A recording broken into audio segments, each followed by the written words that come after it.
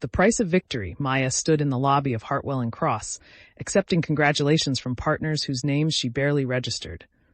Victoria Chen gripped her hand firmly, her expression warm. Well deserved, Maya. Your work on the Castellano case alone justified this decision. Thank you, Maya managed, her voice steadier than she felt. Diana Foster approached next, elegant in charcoal gray. Welcome to the partnership, Maya. We need more attorneys willing to stand up for themselves the way you did today. Maya nodded, aware that not everyone in that conference room had voted for her. Michael Brennan offered a grudging handshake, his expression neutral. Congratulations, Reeves. Don't make us regret it. I won't, Maya said, meeting his eyes directly. Patricia touched her elbow. We should go. You have a lot to process, and I need to update Detective Chen about Jennifer's restraining order violation. Maya followed her attorney toward the elevators, passing Melissa at reception. The younger woman beamed at her. Congratulations, Ms. Reeves. Sorry, partner Reeves. Thank you, Melissa. Maya managed a smile, though her mind was still replaying Jennifer's face twisted with rage, her voice screaming threats as security dragged her away. In the elevator, Patricia's expression turned serious. That was a complete restraining order violation witnessed by multiple senior partners and security guards. Detective Chen will have enough to file additional criminal charges. She said she still has videos, Maya said quietly. The surveillance footage from my apartment. She threatened to release them. Patricia's jaw tightened. If she does, she'll face revenge porn charges on top of everything else. But Maya... She paused as the elevator descended. You need to prepare for the possibility that she'll release them anyway. Jennifer is desperate and cornered. People in that state don't make rational decisions. Maya's stomach clenched. What do I do? We get ahead of it, Patricia said firmly. I'm filing an emergency motion for a protective order specifically addressing the surveillance footage. We'll argue that any release constitutes revenge porn, unlawful surveillance, and continued harassment. But you should also consider making a statement to the partnership, full disclosure about what's in those videos before Jennifer can weaponize them. The elevator doors opened. Maya stepped into the lobby, her phone already buzzing with texts. Jordan's message appeared first. Partner Reeves, I'm buying drinks tonight. Name the time and place. Below it, a message from an unknown number. Enjoy your victory while it lasts. The videos go to the Bar Association tomorrow morning. Hope partnership was worth your career. Maya showed the screen to Patricia, who photographed it immediately. Forward this to Detective Chen. That's another violation and a direct threat. Jennifer's digging herself deeper with every message. Outside, the November air bit through Maya's suit jacket. Patricia hailed a cab. Go home. Rest. I'll handle the legal filings and coordinate with Chen. We'll schedule a meeting with Richard tomorrow to discuss how to handle the partnership announcement internally, given Jennifer's threats. What about Cameron? Maya asked. He's still on final notice. If Jennifer releases those videos... Cameron is a partner, Patricia interrupted gently.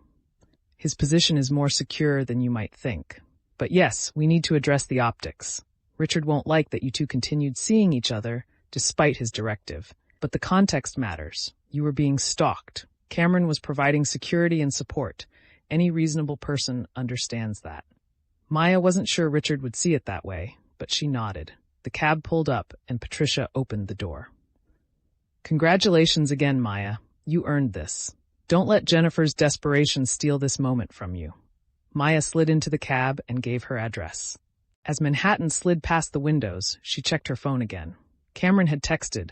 Heard the news. Congratulations, partner Reeves. Can I see you tonight?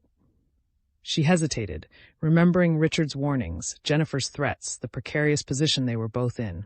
But she was tired of letting fear dictate her choices. She typed back. My place, 8 p.m. We need to talk about what happens next. His response came immediately. I'll be there. At her building, Marcus the security guard greeted her with a warm smile. Congratulations, Ms. Reeves. Heard the news from the police officers stationed outside. They said you made partner despite all the trouble. Thank you, Marcus. Maya managed a genuine smile.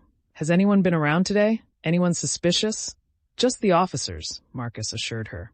Building's been quiet, but we're all keeping extra eyes out after what happened. Upstairs, Maya's apartment felt too quiet. She poured herself a glass of wine and stood at the window, looking out at the city. Somewhere out there, Jennifer was planning her next move. The surveillance footage existed. The threats were real. But Maya had faced the partnership committee and won. She'd stood in front of those senior partners and defended her choices, her relationship, her right to safety and love. She'd won. Her phone rang. Jordan. Maya answered, and her best friend's voice exploded through the speaker. Partner! Oh my God, Maya, I'm so proud of you! Tell me everything! Maya sank onto the couch, suddenly exhausted.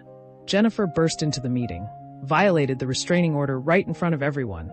Security had to drag her out while she screamed threats. Jesus, Jordan breathed. Is she in custody? I don't know yet. Patricia's coordinating with Detective Chen.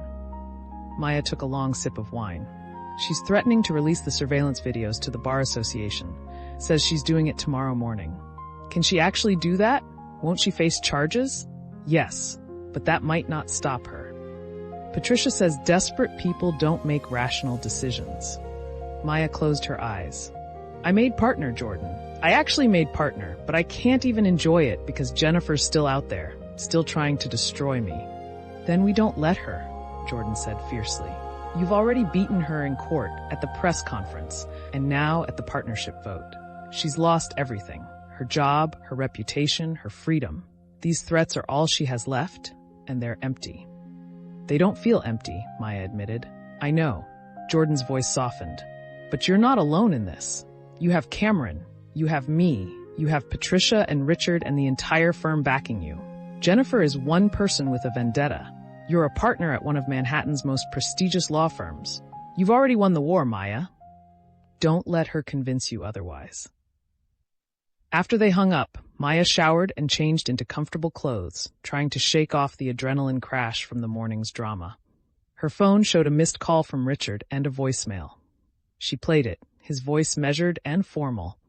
Maya, congratulations on your partnership. I want to meet with you and Patricia tomorrow at 10 a.m. to discuss how we're handling Jennifer's continued threats and the partnership announcement. I've already drafted a firm-wide email for Monday morning, but given today's events, we need to coordinate our messaging. Call my assistant to confirm. Maya saved the message and texted Melissa to confirm the meeting. Then she pulled out her laptop and began drafting her own statement, something she could give to the partnership if Jennifer followed through on her threat to release the videos. Patricia was right. Getting ahead of it was the only strategy that made sense. To the partners of Hartwell Cross, I am writing to address potential materials that may be shared with the firm or the Bar Association by Jennifer Hartwell. As you know, Miss Hartwell has engaged in a sustained campaign of harassment, blackmail, and stalking against me for several weeks. Part of that campaign included unlawful surveillance of my apartment. Maya's fingers stilled on the keyboard. How did you write a professional email explaining that someone had filmed you through your apartment windows? That intimate moments with the person you loved had been recorded without consent and were now being weaponized? She deleted the draft and started over, then deleted that too. Maybe Patricia should write it. Or maybe they'd never need it. Maybe Jennifer would be arrested tonight and the videos would be seized as evidence. Maya was still staring at the blank document when her intercom buzzed at 7:45 p.m. Cameron's voice came through. It's me. Can I come up? She buzzed him in, her heart rate picking up. When she opened the door, he stood in the hallway in jeans and a dark sweater, his expression intense. Congratulations, partner Reeves. Thank you. Maya stepped back to let him in. You're early. I couldn't wait. Cameron closed the door and pulled her into his arms, his kiss fierce and claiming. Maya melted into him, letting herself have this moment of celebration and relief before reality crashed back in. When they finally broke apart, Cameron kept his hands on her waist. How are you really? Terrified, Maya admitted. Jennifer's threatening to release the surveillance videos to the Bar Association tomorrow. She sent me a text right after the meeting. Cameron's expression darkened. Did you forward it to Detective Chen? Patricia photographed it. She's handling the legal response. Maya moved to the couch, and Cameron followed. Richard wants to meet tomorrow at 10 a.m. to discuss messaging around the partnership announcement. I think he's worried about the optics if Jennifer follows through. The optics are that you're a victim of sustained harassment who made partner anyway, Cameron said firmly. Jennifer can release whatever she wants. It won't change the fact that she's facing criminal charges and you've been elevated to partnership. The firm supports you, Maya.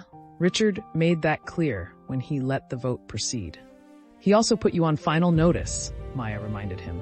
If those videos come out showing you at my apartment after he told us to maintain distance, then we deal with it.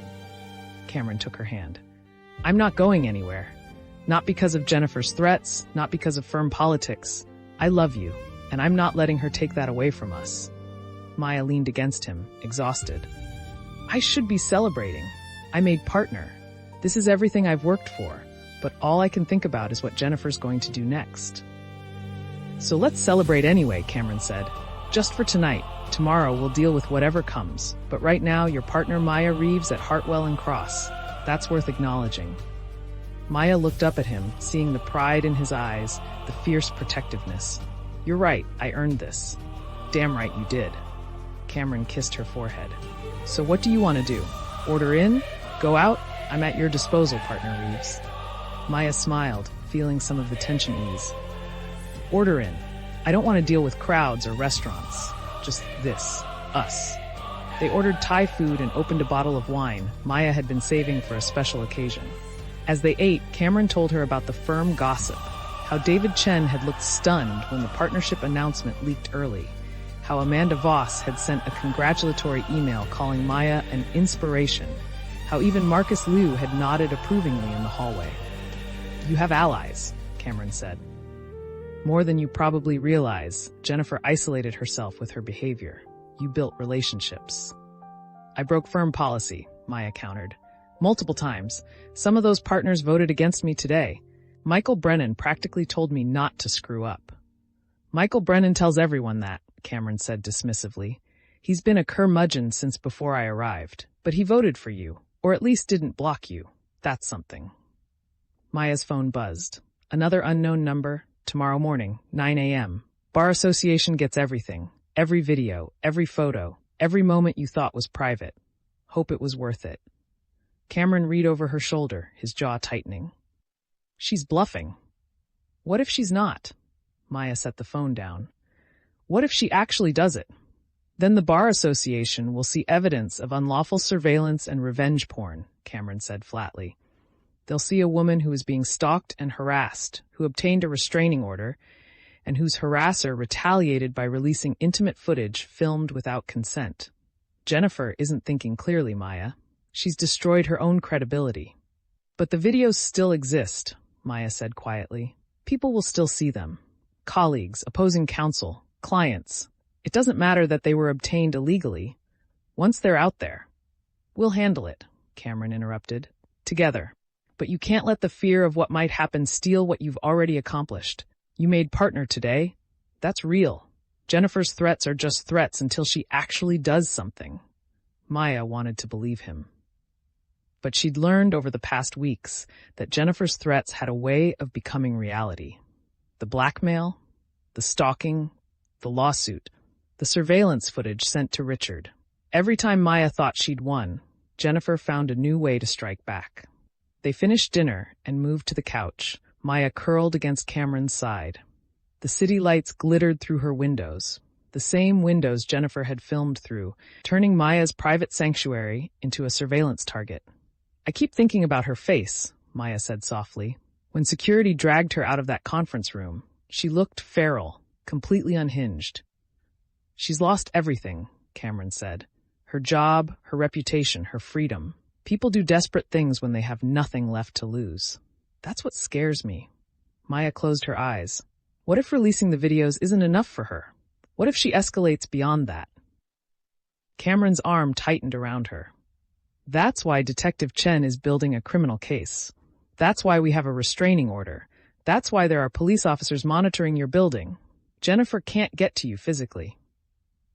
But she can still hurt me, Maya whispered. Only if you let her. Cameron tilted her face up to meet his eyes. You've survived everything she's thrown at you. The blackmail, the stalking, the lawsuit, the partnership committee. You're stronger than she ever gave you credit for. That's why she's losing. Maya kissed him, needing the connection, the reassurance that them was real and worth fighting for. Cameron responded with equal intensity, his hands sliding into her hair, his body pressing against hers. When they finally broke apart, both breathing hard, Maya rested her forehead against his. "Stay tonight? Are you sure?" Cameron asked. Richard said, "I don't care what Richard said." Maya interrupted.